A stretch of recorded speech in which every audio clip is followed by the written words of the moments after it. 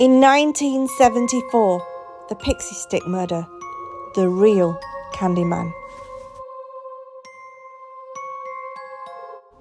This case must be one of the most 3 memorable Halloween murders ever in recorded history.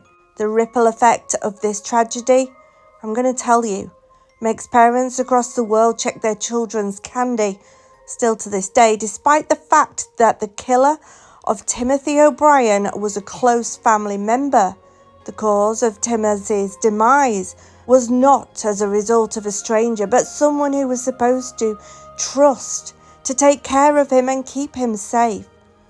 Since 1958, there had been over 100 confirmed cases of poisoned candy, but it was a very rare occurrence. The first reported case that was of the dentist who laced candy with laxatives, which he gave to the children on Halloween. In Psychology Today, Joni Johnson says that only 1 in 5 prisoners ever get caught, and that is the myth that women are mostly poisoners compared to men. Poisoning someone takes time, planning, cunningness and scheming, and it's usually done by those who do not like direct confrontation. The personality of the poisoner is compared to that of a child whose immature desire to have his or her needs met by controlling and manipulating situations at any cost. This was indeed the case with Ronald O'Brien. Ronald Clark O'Bryan was born in Texas on the 19th of October 1944 to parents William and Elise. Ronald's mother died when he was only 11 years old, and he was raised by his single father. His father worked for the Hudson Chronicle. He was actually still working there at the time of the crime. Little is known about Ronald's childhood before 1974. He married a woman named Danine, and the couple welcomed their first child, Timothy, in 1966, when Ronald was about 22 years of age. Later on, the couple had a daughter in 1969, whom they called Elizabeth Lane. On the outside, the family looked like any average middle-class household, with Ronald was a deacon in the First Baptist Church in Pasadena, as well as a soloist in the church choir. He was viewed as a model citizen and even in charge of the local bus program.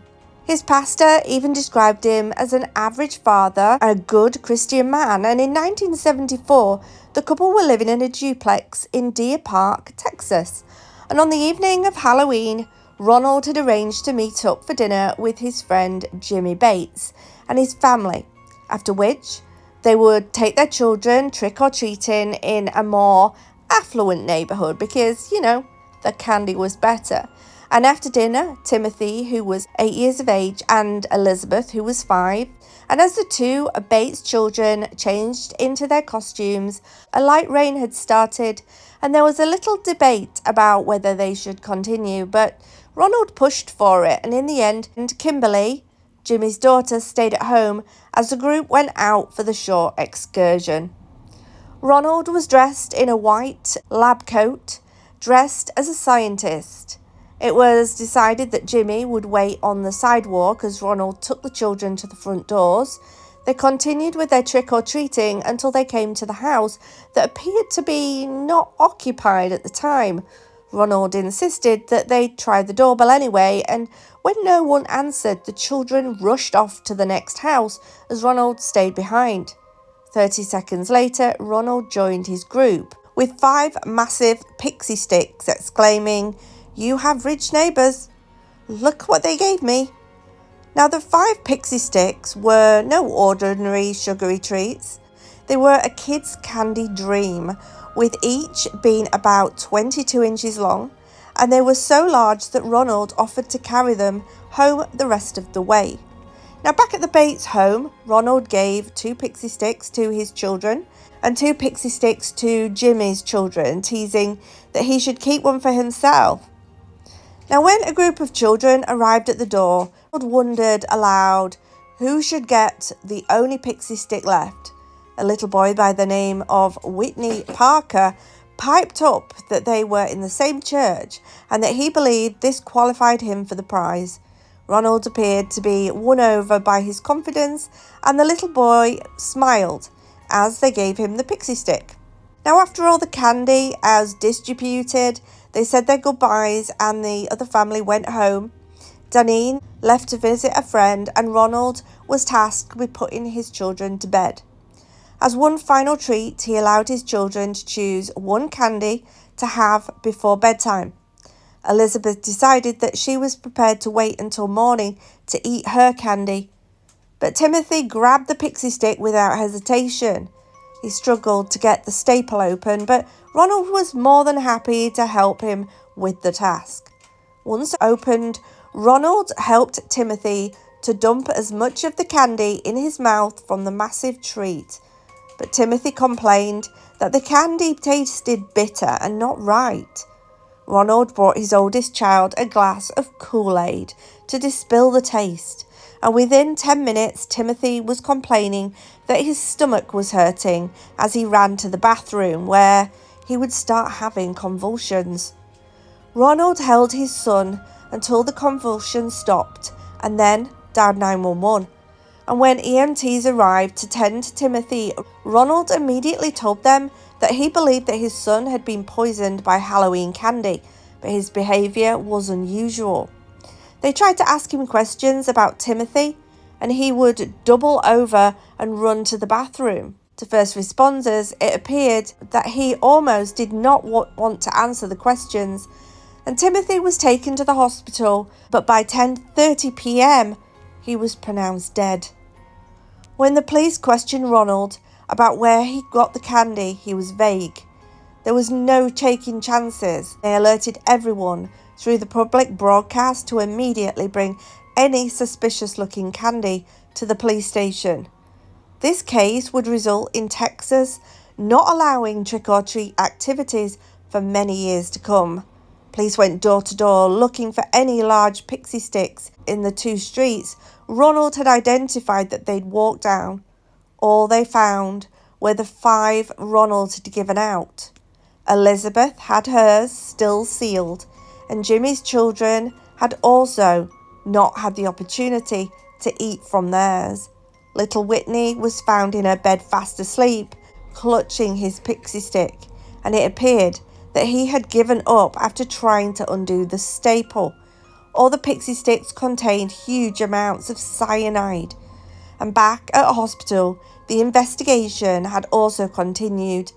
An experienced medical examiner confirmed that the strong smell of almonds on Timothy's breath was definitely an indication that he had taken the cyanide.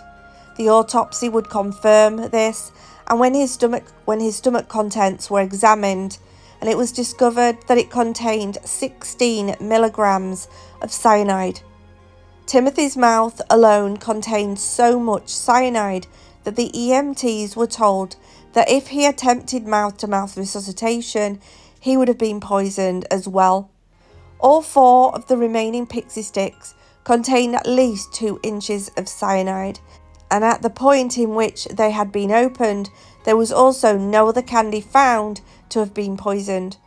Ronald was not helpful during his interview, pretending not to be able to remember the route that they walked with that Halloween evening.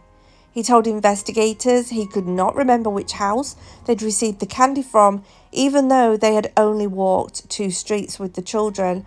And by the 3rd interrogation, he suddenly remembered which house he had gotten the pixie sticks from. He also told investigators that he had never seen the person. They had only stuck their arm out of the door. The owner of the house, a Mr. Courtney Melbourne, however, did have an alibi. He had been at work at the airport as a luggage carrier, and he had hundreds of people to confirm this statement. His wife and children had gone to bed and turned out the lights because they had run out of candy early in the evening. The police searched the O'Brien home and discovered not only a pair of scissors that were used to cut the top of the pixie sticks, but also the end of the pixie stick with traces of cyanide. They also discovered a knife with traces of cyanide, and police were baffled. And although Ronald was inconsistent in his statements, he seemed too meek and too mild to have committed a crime of this magnitude. He did not appear to be very emotional, but it eventually would be statements from other people that would shift the police's gaze onto him as the main suspect. On the day after his son's death, he requested 6 death certificates because life insurance policies require the original copy. On the same day, he told the funeral director that his son had died from cyanide poisoning, despite no official cause of death being determined at that time. And in public, he would appear to be in grief. But when no one was looking, he seemed not to be bothered by the death of his oldest boy at all. And at the funeral, Ronald continued to not be able to read a room. He sang a solo of a popular hymn, changing it to include Timothy's name in an incredibly emotional way. But Timothy noticed that he walked past his son's coffin to deliver the eulogy. He did not even look at it, or even almost bumped into it. The first solid tip, however, came in when one of the insurance companies contacted the police to tell them how quickly after the death Ronald had contacted them, and that the policy was fairly recently activated on the 3rd of October. Now, police had also learned that the family's finances were in dire straits, and the reason that they'd sold their home was to cover the debt that they were drowning in. They were 8 months behind in car payments, and they were, even after selling their home, $100,000 in debt. He made no secret of his financial troubles and even tried to borrow money from work. His employment record was also troubling, with Ronald working at 22 different places in 10 years, and he'd even been fired from them all. Reasoning for dismissals were cited as being either a fraud or negligence. And to make things look worse, it was discovered that in January 1974, Ronald had even had a $10,000 policy on each of his children.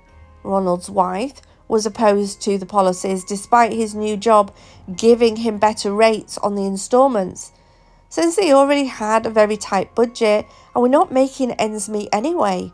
The insurance agent told the police that he had tried to convince Ronald to take out a policy that would pay out when the children respectively turned 25 years of age, but Ronald was not interested in that.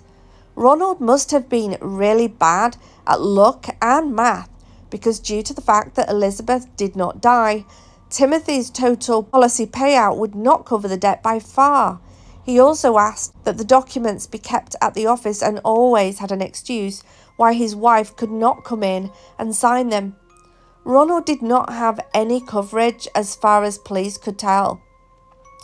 The pixie stick manufacturers also told police that the pixie sticks were sealed by melting and not a staple. A witness also told police that they'd seen Ronald in a parking lot on Halloween carrying a stapler from work and a shopping bag. People also said he was fascinated by cyanide and would talk to anyone about poison. Jimmy also told police that recently Ronald had been talking about purchasing a new home and taking a vacation, and despite telling him about his dire financial status, they also found the calculations Ronald did when he compared his debt to the payout of his life insurance on his children. Believing that he had enough circumstantial evidence, police arrested Ronald on the 4th of November 1974, charging him with the murder of his own son and attempted murder of 4 other children.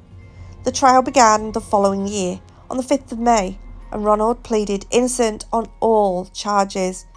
Testimony from many witnesses told the story of a man who was a compulsive liar with a fascination for cyanide. It emerged that Ronald had even tried to convince his employer to buy cyanide, but wisely the man refused.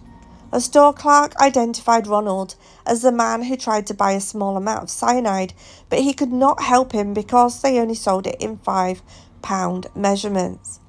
A week before the murder, Ronald had gone to the bank and told them that he would be able to pay the full amount off by the due date on January 1975, because he was expecting a huge windfall.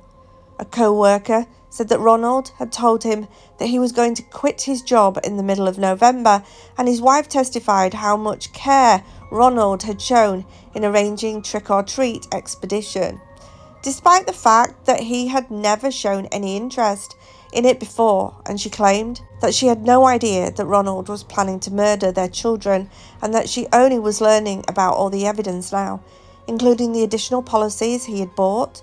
But as the pieces of the puzzle came together during the trial, she started to see through the tears and the pleas of his innocence. She also realised that she probably is still alive, because when Ronald wanted to take out the life insurance policy, she had refused because of their finances. To this day, no one knows where Ronald had got that cyanide from. 10 men and 3 women would eventually find Ronald guilty on all charges, and despite the lack of physical evidence, the jury had reached their decision in less than 3 hours. On June in 1975, Ronald received the death penalty, and the prison chaplain reported Ronald was despised at the prison, and his fellow inmates called him the Candyman. His wife divorced him and would remarry due to the intense publicity. Both her and her daughter changed their names. Ronald's execution would be stayed 3 times, of which one was scheduled on the 31st of October. Can you believe it? Coincidentally on Halloween, despite appeals from his defense stating that lethal injection was a cruel method of execution. But was it not cruel what he did to his own son? Jimmy reminded people that the main focus should be on the little boy, Timothy, who had lost his life. The night before his execution, Ronald had a Boston cream pie for his last meal, and in his final statement, he denied being guilty, as he had done from the beginning. 12:48, Ronald was injected with a lethal dose, and outside the prison, where over 300 people had gathered, the moment the news was delivered that he was dead, candy was flung into the air, and an atmosphere as reclaiming Halloween had prevailed over the onlookers of Texas.